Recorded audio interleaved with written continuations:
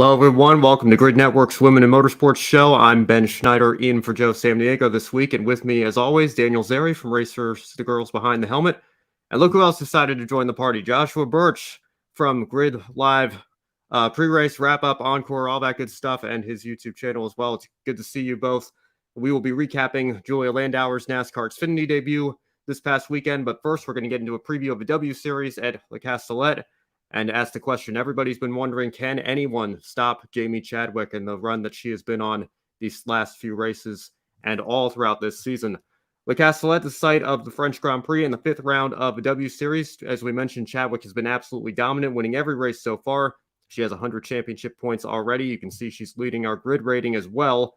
Entering this weekend, only 8 drivers have more than 25 points, so there's quite a bit of a gap between Chadwick and drivers towards the back of the field. So, Daniel, we'll go to you first, and then we'll move over to Joshua. Is Jamie Chadwick the favorite, and what other racers have extensive experience at this track we're racing at this weekend? Well, good morning, everyone. As you mentioned, really the question is, can anybody stop Jamie this weekend?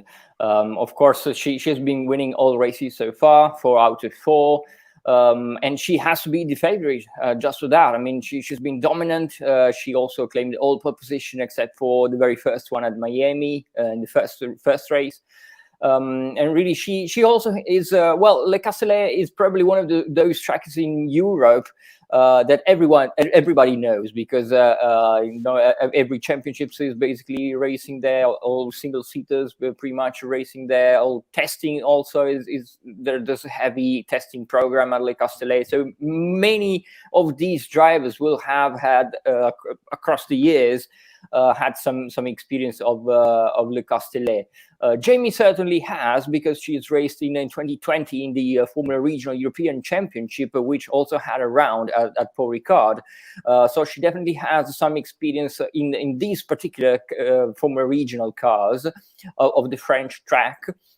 But interestingly, some others don't, like Emma Kimiläinen. I think she has never raced in Paul Ricard. Alice Powell, interestingly, even though she has quite a big experience in the motor racing, she has never raced in Paul Ricard. But for Fabienne Wolven, for example, has never raced there. But for example, speaking about Wolven and Marta Garcia, they had some testing with the Cortdau team in that track. So I think it's going to be an interesting weekend, and really the question is, can anybody stop Jamie? Absolutely. I would definitely say Jamie is the favourite coming into this one as well. I think everybody is wishing that somebody else would now take a victory.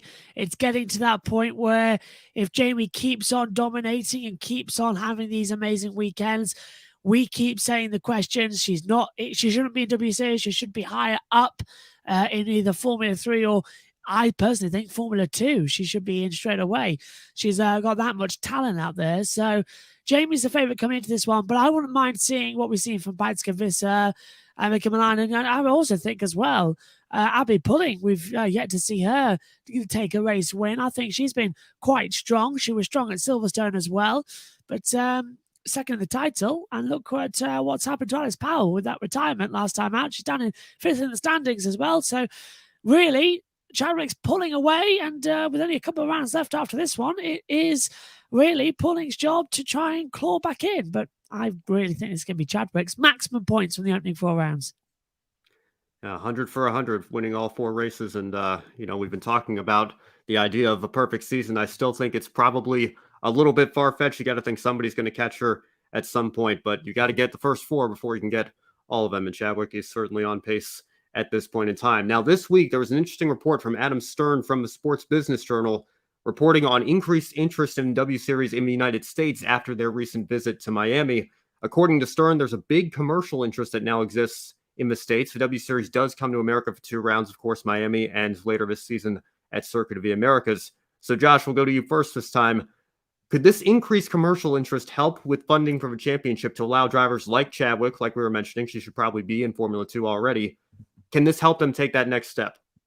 I definitely hope so as well, because the American market, I think, is one that Formula One have cracked nicely now. But W Series being on that support package, it's enabling them to sort of chisel down the wall as well. In America as well, argumentatively, their rights with women as well being under attack recently as well.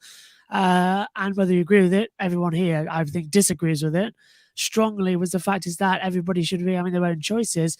It's very important to get women's racing representation into the minds of the American fans and saying, look, it's not just these guys in Formula One who can do it. We've got some great talented drivers of all genders as well coming through. And I think the W Series in Miami went down an absolute storm because they put it on right at the correct time, in between practice 3 and just before qualifying. So the entire grandstands were packed. Race 1 wasn't exactly great, but race 2, just before the main Grand Prix on Sunday, was fantastic. And I think they've got a good format going here that when we get to COTA, I'm expecting fans to know who Jamie Chadwick is, Beitske Visser and all that lot. And with it being on, as you said, ESPN as well, that's a big, big boost as well. Because correct me if I'm wrong, they get Alex Jakes and the Whisper production teams. That's the world feed they get over there. So great experts, great talent as well, behind the mic, in front of the cameras, behind the wheel. It's a good selling point. The only problem to this is nobody's going to keep watching if there's a domination. So they need to get the funding in, and they need to get Jamie Chadwick up there. And there's also been a very clever thing as well. I'm sure you might agree with me here, Daniel and Ben, was because with Jenner Racing, and of course we know the Kardashians is quite very, very popular over in America as well, and Caitlyn Jenner as well, now running the team, she's already said, I want you in Formula 2 next year. So there's something the Americans can latch onto and see Jamie Chadwick rise up through the ranks alongside Caitlyn Jenner as her sort of manager principal thing nowadays that keeps going on. So they've got great stories up and down the paddock that I'm really looking forward to, but they're not going to keep watching if this domination continues. But I'm loving seeing the domination. It's a weird factor. Yeah, I've got to say that I agree. So many points, so many interesting points you brought up here, and I do agree with a lot of them. I do agree with the thing that you said that the slot in the weekend is massively important. And going forward, that's going to be very important for the TV deals, especially in America, and especially as this is probably the first year that the American audience really got to see W Series and the products. Because of course in 2019 and last year, it was a little bit more difficult for the American audience to see the streams, and it's more difficult. Now this is the first year that they are seeing the real product, and so I think this is really important. It's really interesting, and we had a chat with the pre-season testing with Kathleen Moore-Muir. She already knew that there was going to be a pretty important interest in the US, and she was already working on that market for quite some time. So it was really expected. But I think there's also there's an issue here, because of course we brought into the discussion the thing that not only the domination about Jamie, but also the fact that they're struggling a little bit to move up the ranks. And I don't know if any of you have seen a tweet by Paperman recently. I think she's never hidden the fact that she's been against W Series for quite some time. But I think she brings up some good points now, because she said it's great that there is this interest, that there is some sponsorship coming in. Of course, with new companies sponsoring female athletes is always really good, but they will be better employed helping them moving up rather than stagnating then in the championship. I think that is a very crucial point for the real existence of W Series going forward, because you really want these guys, these drivers to develop in W Series and then move on to bigger championships, and to prove their point, to prove the point that W Series has been helpful to them. Yeah, I remember when Pippa Mann first was reacting to the news here a few years ago that the W Series was going to be formed, and she was calling it a very dark day and said that that's the beauty of motorsport. We don't need to separate our competitors by gender. And, I've got to say there's a part of me that agrees with her, but I do think that it is better than nothing. It is an opportunity for women in motorsport to be able to showcase their skills. And it's good that it gives them a place to do that. But ideally, somebody like Jamie Chadwick, who has been so dominant, you'd like to see her be able to move up at some point rather than just going on to win W Series championship after W Series championship. I also agree with your point, Josh. I think it's great to be on ESPN here in the States. I remember in 2019, the races were tape delayed on NBCSN a couple of weeks after the fact. And, to have a live TV deal here in the States, I think it is very, very good. And it's obviously, I think ESPN is maybe trying to take advantage of the boom that we're seeing here in the States with Formula One, and maybe those potential sponsors are as well. So we'll see. Hopefully some good things are coming for the W Series and their drivers. Now, along with Chadwick, 17 others are trying to advance their careers up the motorsport ladder through the W Series. One of the surprises for some has been Abbi Pulling. You see her there second on the screen, the best after the dominant Jamie Chadwick there in the points right now. Right behind her, Beitske Visser and Emma Kimiläinen, both of them veterans in motorsport. Both want to rebound, get their season going, and contend for wins. Alice Powell rounds out the top 5. She was the runner-up last year and needs a good run to help close that gap. So, Daniel, going to you first and then over to Josh again. Could the biggest battle be the battle for second place here in the W Series Championship if we think Chadwick's just going to run away with it? And what are the strengths and weaknesses of all these drivers who might be in that battle for second place? That's a great question. I do believe that ultimately the battle for second is going to be the most interesting one of the season. With Alice Powell having a little bit of a difficult start straight from race 1 in Miami, I think the second half of the season we will definitely see Alice scoring some big points and possibly climbing up the order. Of course, Abbi Pulling. Everyone was expecting Abbi Pulling to do very well, and she's up there, really doing the best that she can, and probably we will see her winning a race quite soon. I'm really happy to see Beitske again in the front running positions after her very good first season, and then a second not so great season. Emma Kimiläinen also had some of the worst luck in these first 4 races so far. So I think also Emma will probably climb up the order a little bit. Nerea Marti also had some bad luck. So I think all these 6 drivers here, well, 5 because if we count Jamie in first place, will be battling for second place, with possibly some others coming closer, with like Fabian Volven also had a lot of speed, and she has not quite materialized some of the results that she was expecting. Belen Garcia had a pretty decent first half of the season, and possibly she can do a little bit better also. But yeah, I think, as you mentioned, the battle for second will probably be the most interesting coming into the second half of the season. Yeah, I completely agree. We've got some great talent up there as well, and I'm rooting for Abbi Pulling to get a victory. I'm also rooting for Emma Kimiläinen as well. I think we saw Emma Kimiläinen throughout the first couple of years of W Series as well, always challenging for the victories, always challenging for the podiums as well. And I'm quite disappointed that so far this year, she's dropped back a little bit and hasn't really been on form, but she's kept up there with points, which is great to see.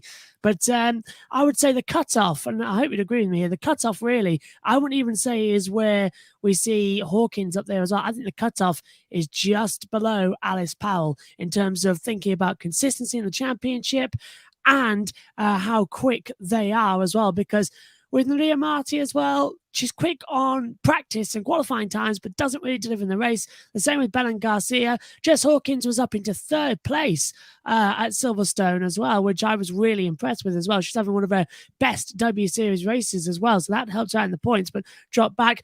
Fabian Volveren surprised me again this year, not really been up there. And Sarah Moore as well, I think is coming along nicely, but being in 10th position as well in the standings, it needs to be more consistent. It needs to be up there. So I would cut off really the top 5 in the hunt for the championship. That's still a 4-way fight for the second. And if Jamie dominates this weekend, then we'll turn our attentions to second in the championship down for the fight. But completely agree. It's going to be an interesting one to watch. I think Paul Ricard feels like it's going to be a bit of a turning point this year, whether we start focusing on Chadwick winning a 3rd title, or it could go that we've got a battle going on for the title, because it's a circuit that wasn't meant to be on the W Series calendar. That's very much been thrown on at the last minute. So that always creates drama whenever there's a circuit thrown in right at the last second. Could be a wild card and could be a good opportunity for some of these other drivers to get in there and break up Chadwick's dominance. Now we'll go ahead and run through the whole field here. We'll review each team and each of their 2 drivers, briefly highlight all of them. We'll start at the top with Jenna Racing. Of course, we've been talking a lot about Jamie Chadwick and the dominance that she's had, but Chloe Chambers as well. Daniel, what are your thoughts on her progression here in the W Series season? Well, I think Chloe is probably the most interesting rookie of this 2022 season. She only had previously to climbing into W Series 1 single season in Formula 4. So I think if she had another season in Formula 4, probably she would have been a little bit better prepared for W Series. And probably going straight into the battle for the top 10 on a more consistent level. But I think definitely in a second season next year, we will just have to give her time, because next year I think she will be there. I think she is probably the most interesting rookie. She done pretty okay, and I will just give her some time. Abbi Pulling and Bruna Tomaselli from Racing X. Bruna is 11th, 6 points behind Fabienne Volven in 10th. Can she get into the top 10, Joshua? Absolutely. I think I've been really impressed with Bruna Tomaselli so far this season as well. She's been very good at close wheel-to-wheel action as well. She's been strong presence around there in the paddock as well. And she's got the Brazilian racing blood definitely throwing through her as well, because we've seen some Senna-esque moves around there, including one, as I said in the commentary, a dive bomb maneuver she did at one point, reminded me of Fittipaldi, with some great action up there as well. And for Abbi Pulling as well, as I've already said, expecting her first win so far this season coming up. And I reckon it could happen here, but it's got to beat Jamie. Everyone's got to beat Jamie out there. Emma Kimiläinen and her teammate Teresa Babicova. Emma is 60 points behind Jamie. Is she in a must-win situation if there's any hope for a championship left for her? Yes, she is in a must-win situation, even though I probably think that she will be battling for second at this point. Teresa, of course, she's very, very young. She's coming straight from karting, one of the only 2 drivers that are going straight from karting to Formula 3 machinery. So, of course, it was going to be a hard season for Teresa, but she was a big name in European karting. So I had quite big ambitions for Teresa, but I think she has a lot to learn, and she is in the right place because she's learning from one of the best, which is Emma Kimiläinen. But yes, I think Emma, with her experience, she kind of is in a situation now that has to win a race, or at least scoring a second or third places every single weekend. Emily de Hughes and Beitske Visser. I know, Josh, you were talking about Visser quite a bit earlier in the show. She has experience here at Paul Ricard Circuit. Can they be contenders for pole and victory this weekend? Emily de Hughes has impressed me a lot this season as well. She was surprising me at Silverstone in practice as well. And that wet, dry first practice session we had the circuit, she was out there immediately learning. So she's definitely got the determination to learn and improve as a driver. So expect to see her in the first 3 rows of the grid coming into the race. Finally, I think she can get up there, because unfortunately quite a lot throughout the season she's been struggling towards the back. But as I'm sure Daniel knows, I know she's better than that. And for Beitske Visser as well, had an off to the start of the season. We know that. We've been talking about it earlier on the show. But definitely, with the experience here at Paul Ricard, that's going to count. This circuit is so demanding as well because of the tight twistness. It's designed as a high-tech test track, the HTTT, as well as I like to call it, or Bernie Eccleston used to own this circuit as well. So that's what he really developed it as. So it's a harsh, abrasive circuit as well, hard on the tyres, and that's where experience is going to come into it. So expect to see Beitske Visser right up there, along with Jamie Chadwick, as you said earlier, who's got experience at this circuit. There'll be 1 and 2, I think, in qualifying on the grid. Alice Powell and Jessica Hawkins, the only team to have both drivers finish on the podium this year. Are they both podium contenders this weekend, Daniel? That's a good question. Alice, I think so. Jess, I think Jess has been really consistent. She's really good this year.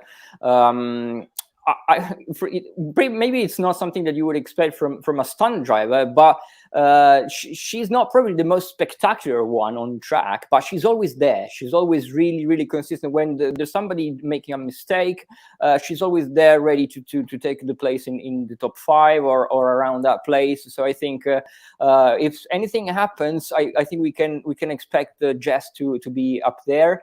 And with Alice, well, she with all her experience and her speed and everything, I think anybody can expect her not finishing further than the 3rd place, than the podium. Fabian Volven and Marta Garcia both in or right around the top 10. I see Garcia's tied for 10th right now in the point standing. She probably should be a little bit higher based on what happened post-race in the Miami round. Can you see both of them starting in the top 3 rows here, Joshua? I can see Marta Garcia starting for the top 3 rows because she's been a bit consistent throughout this year. And she always makes positions up on the opening lap of the race, as well as Megan's calling the start there. I'm always looking at the timing screens, and I can see what Megan's on about. Marta Garcia is a big improver at the starts. Fabian Volveren gets later race pace, and she's able to claw her way up when the field's more spread out. It's like she clamps down a bit on the first lap and then opens up towards the end. But a half an hour plus 1 lap race as well, you've got to be consistent throughout because it is a sprint format. So they need to get up there, need to improve. But Volveren, I think back of the 3rd row. Maybe 4th row of the grid. Hate saying that, but I just can't see improvements at this circuit because experience counts for everything. And a dry practice, and with the heat we've got as well, you've got to be out there straight away learning the track. Because if you're too long in the car, you'll start to get a little bit of a headache as well, and you start feeling a bit sluggish. And that's what they've got to do. Half an hour practice, half hour quali, half hour race. You need to be bang on it all the time. Use the practice session to go out there for all 30 minutes, don't come in the pits, and then you'll have a good idea what's it going to be like in the race. Otherwise, you'll fall behind. You've got to manage fatigue at this circuit because of the high temperature and the nature of the track. And if you go off down at the science corner as well, those rumble strips will slow you down, but there's a big concrete wall just behind the tire barrier that if you hit, it's dangerous as hell. Honestly, it's really going to be such an important weekend, this one, for concentration. Nuria Marti and Belen Garcia, the only team to have both drivers score in the top 10 every race so far. Daniel, does that streak continue? I think so, yes. Well, Nuria, I have super high expectations from Nuria. I think she proved it in the first race in Miami with the pole position. And she also, I probably expected her to be a little bit more on the podium, but she had some bad luck here and there.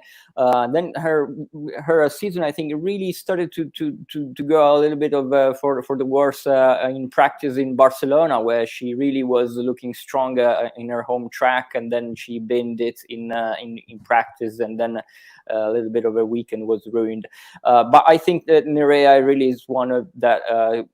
Super young, very talented. I think we can expect her to be further up in the second half of the season. She tested a lot. Also, she's living inside the Valencia circuit in Cheste, training there, and she's been testing quite a lot.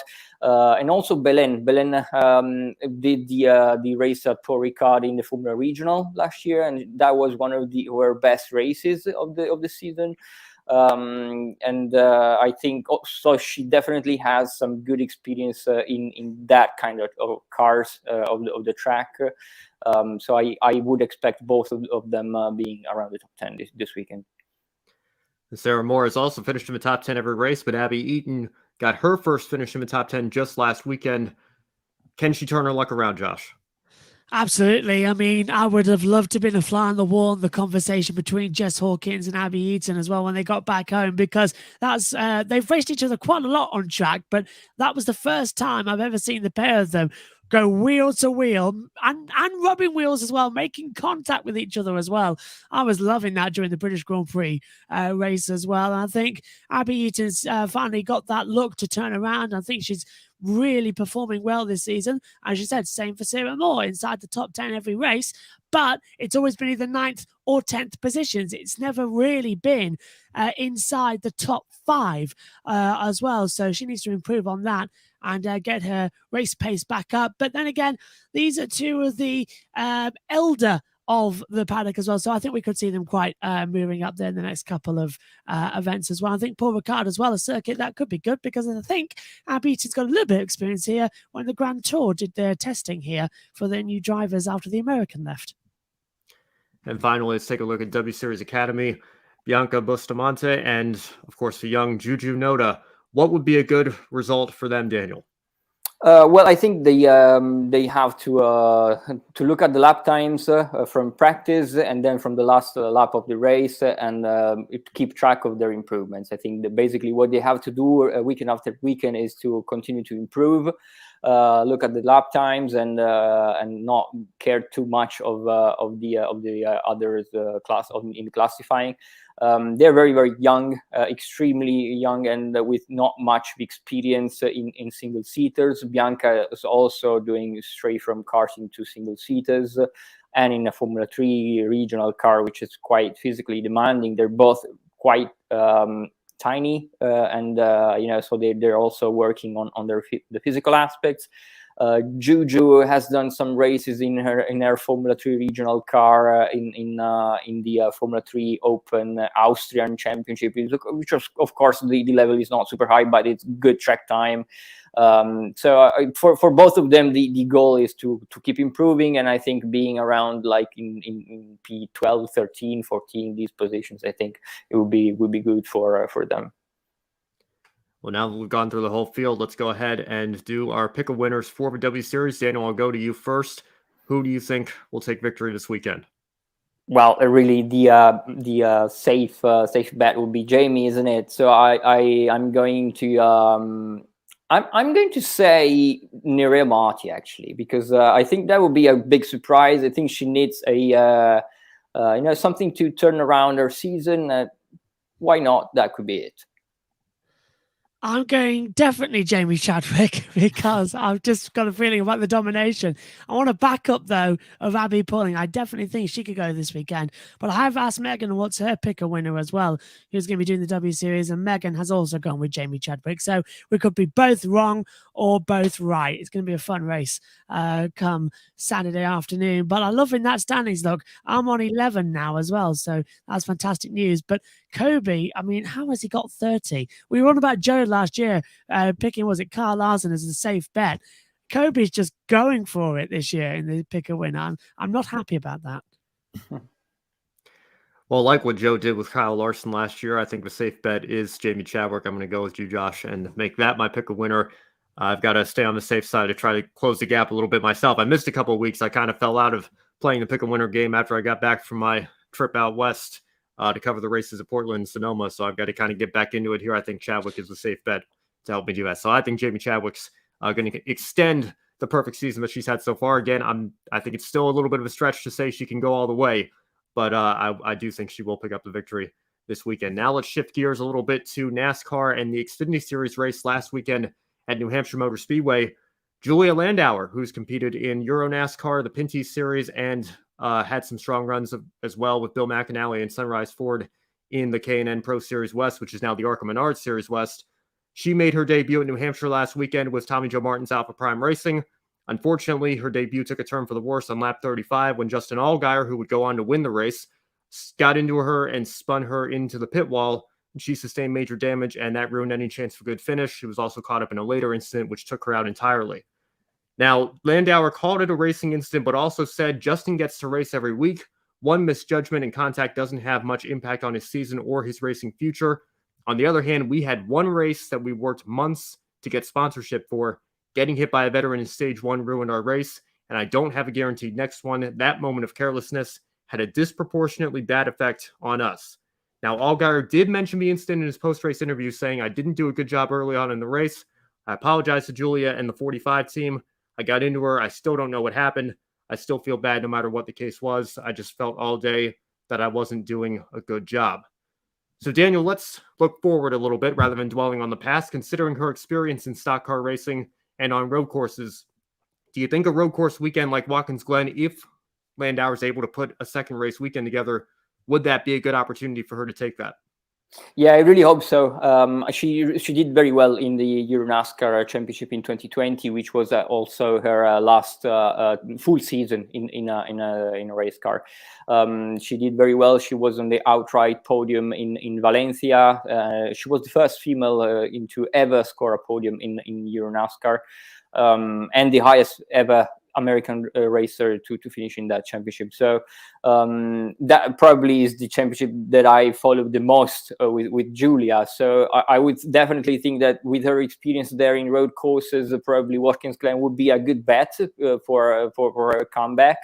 I definitely hope that she can put together the budget. She's been exploring a little bit the Web3 environment for her own interest, and then I'm happy that she found some backing in that environment, and hopefully that is a growing industry. So hopefully they can scrap together some good budget for a couple more races, because she definitely deserves so. Because the race at New Hampshire, as you mentioned, wasn't a great debut, but with plenty of positives. For example, qualifying and also the opening lap. So I think if she can make it happen, she deserves a little bit some more entries in the Xfinity Cup. I think anytime a driver gets taken out in the middle of the first stage of their debut, you can't really judge them based off of that one race. We got to give them a little bit more time, and hopefully Landauer can afford to pick up that time and find another race to do or two later this season as well in the Xfinity Series. Daniel, before we close out the show this morning or this afternoon, if you're watching us over in Europe, what are some of the races that you're going to be following this weekend? Well, definitely we have WSeries, of course, but we also have the Ferrari Challenge Europe in Hockenheim, where Dorian Pin has been really dominant in the first half of the season. So we hope that the young Iron Dame, before she makes her debut in the 24-hour Spa in the coming weekends, she will continue her dominant season in Ferrari Challenge. Then we also have the SRO GT World Challenge America with 3 female drivers. So it's going to be Erin Vogel, Samantha Tan, and Ashton Harrison. Then we have TC America also with 3 female drivers, British GT at Spa-Francorchamps, with also the FFSA, which is the French championship in GT4, also supporting British GT at Spa-Francorchamps. But interestingly, we have also former regional Japan. It's really interesting this year because former WSeries racer Miki Koyama is racing there. She's been quite dominant in the last couple of weekends. She had 3 wins, 3 pole position, and 3 fastest lap last time out. So really interesting to see what she can do at Sportsland Sugo. Then we have Arca Menards and NASCAR track at Pocono. So an interesting weekend coming up from our side. We'll certainly be keeping an eye on Pocono here for Grid Live Encore as well. And of course, some drivers like Amber Balkan, Tony Breidinger in the ARCA series, and Haley Deegan, obviously, in the Truck series as well. I'm sure we'll be reporting on those on Encore, as well as the Women in Motorsports show next week. So we'll keep an eye on that. That's going to do it for this week's episode. Be sure to subscribe to the Grid Network here on YouTube if you're not already. Follow us on Twitter, Facebook, Instagram, TikTok, Twitch, all of our social media platforms. If you really like what you saw on today's show, you can take 5 minutes afterwards and consider joining our Patreon, investing in Grid Network to help keep us on the air throughout 2022. And as always, thank you to Colin Deschelle, Mark, and Robin, who have already done so. If you'd rather make a one-time donation, you can buy me a coffee as well. You can buy a coffee for any of your favorite on-air talents. Any amount will help us continue to grow our motorsports media outlet. Thank you, as always, to Edward, Amber, and Zachary, who have already done that. Finally, visit our sponsor, Public.com, the stock market social media home. The referral code you see on the screen there, GridNet, will give you $5 to invest. There's a link in the description as well. Public.com allows you to connect with your friends, make new friends, and use tools to learn how to invest in the stock market. And as always, stay tuned for more Grid Live coverage all throughout this coming weekend and into the following weeks throughout the 2022 season. For Joshua Birch and Daniel Zeri from Racers, the Girls Behind the Helmet, I'm Ben Schneider. Thank you all so much for watching. We'll see you next time here on Grid Network. Don't be an anonymous investor. Join the stock market social media platform public.com. Invest any amount of money and share with friends and new friends. Discover new opportunities, such as new companies and potential business partners, and useful tools for beginners, and share your experience with friends on public.com. Link in the video description gets you $5 for being a Grid Network viewer. Use the referral code GridNet for your free $5 to invest. Start investing and networking on public.com.